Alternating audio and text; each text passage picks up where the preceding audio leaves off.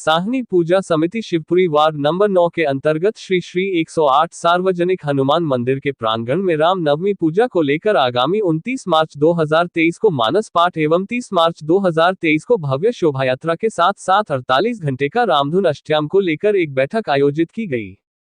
बैठक की अध्यक्षता सामाजिक कार्यकर्ता अविनाश आनंद ने की, जिसमें साहनी पूजा समिति के सभी सदस्य के साथ साथ वार्ड नंबर 9 शिवपुरी की जनता उपस्थित होकर एवं एकजुट होकर राम नवमी पूजा को लेकर मानस पाठ, शोभायात्रा और 48 घंटे का रामधुन अष्टयाम को बड़े ही उत्साह के साथ करने का सभी ने समर्थन दिया और सभी ने एकजुटता दिखाते हुए इस पूजा को लेकर सभी श्रद्धालुओं को इसमें सम्मिलित होने का आमंत्रण भी दिया। आइए आपको दिखाते इस संबंध में सामाजिक कार्यकर्ता अविनाश आनंद के साथ साथ श्रद्धालु क्या कह रहे हैं। अररिया से बिहार न्यूज फर्स्ट की रिपोर्ट।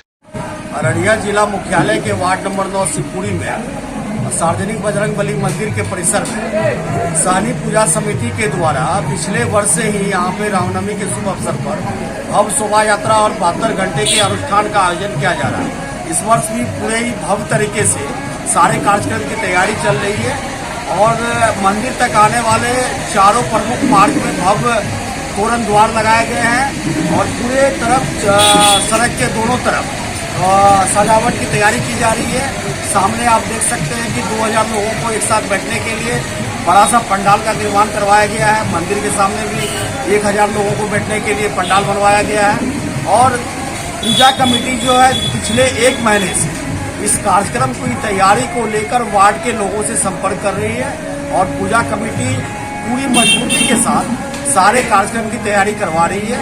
इस कार्यक्रम के तहत 30 तारीख को रामनवमी शोभा यात्रा वार्ड नंबर 9 शिवपुरी की धरती से दिन के 12 बजे निकाली जाएगी, जिसमें जीवन झांकी राम लक्ष्मण सीता और हनुमान जी की जीवन झांकी रथ पर होगी। इसके अलावा पूजा कमेटी की ओर से DJ, drone camera, video camera की व्यवस्था की गई है और इस शोभा यात्रा में वार्ड के लगभग 500 लोगों की भागीदारी होगी और शोभा यात्रा वार्ड नंबर 9 शिवपुरी का भ्रमण करते हुए वार्ड नंबर 17 के संकट मोचन मंदिर वाली शोभा यात्रा में शामिल होकर पूरे शहर का भ्रमण कर संध्या 5 बजे तक वापस फिर इस मंदिर में आएगी और शोभा यात्रा में जितने लोग शामिल होंगे पूरे शहर के सभी श्रद्धालुओं के बीच पूजा कमेटी की ओर से, साहनी पूजा समिति की ओर से तमाम श्रद्धालुओं के लिए महाप्रसाद खीर का वितरण और शुद्ध पेयजल की व्यवस्था की गई है।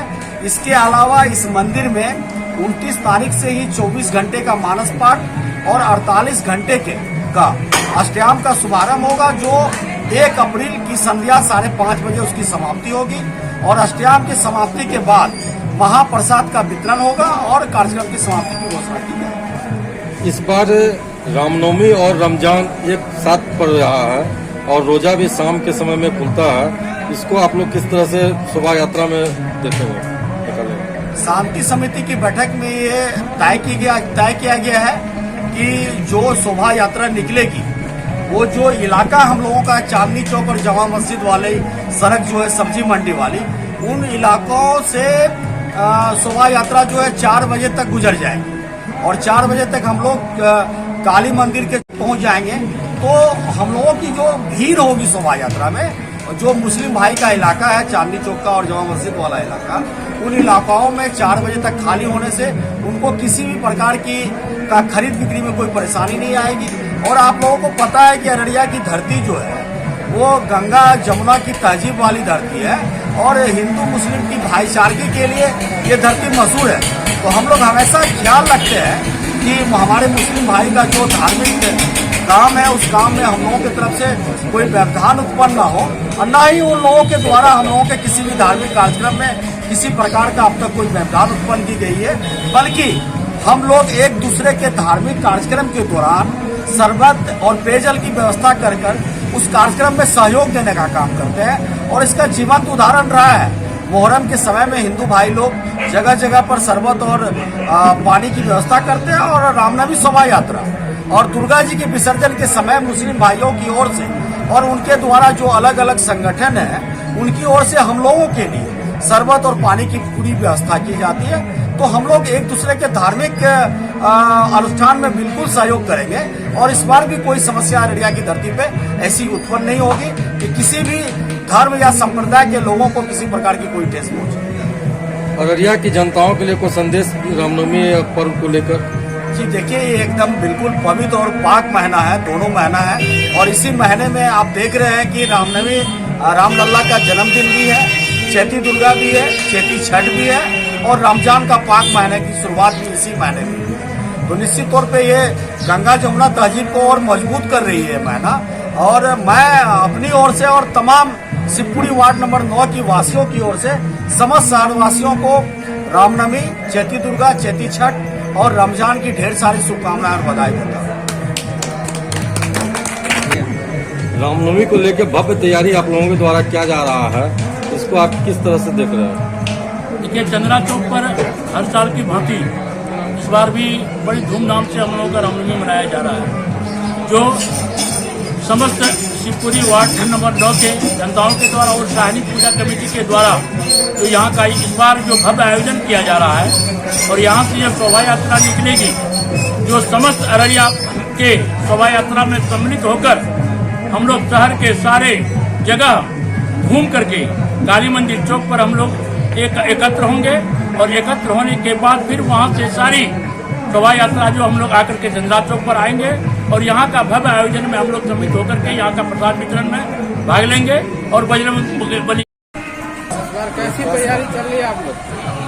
हर साल की भांति इस साल भी हम लोग जोर शोर से तैयारी कर रहे हैं। पिछले साल थोड़ा कम था, इस बार झांकी के साथ हम लोग आगे बढ़ेंगे, शोभा यात्रा को निकालेंगे। और मेरा नाम अक्षय कुमार साहनी और मैं सहनी पूजा समिति का एक छोटा सा कार्य करता हूँ। और आप लोग से विनती है कि हर साल की भांति इस साल भी इस शोभा यात्रा में सम्मिलित होकर के शोभा यात्रा का शोभा बढ़ाए।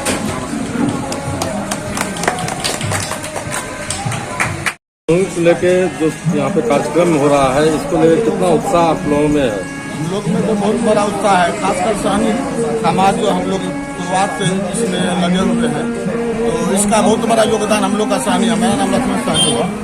सभी सहनी सहयोग समिति के द्वारा इस सब आयोजन का कार्य रखा गया है।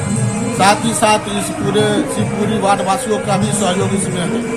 इसी के साथ में हम लोग करके चलते हैं और बहुत धूमधाम से शांतिपूर्वक हम लोग जो है इसको मनाते हैं। अन्य खबरों के लिए YouTube को सब्सक्राइब करें और बिहार न्यूज फर्स्ट चैनल के साथ बने रहे। और यदि आप हमारे Facebook पेज पर हैं तो फॉलो करना ना भूलें।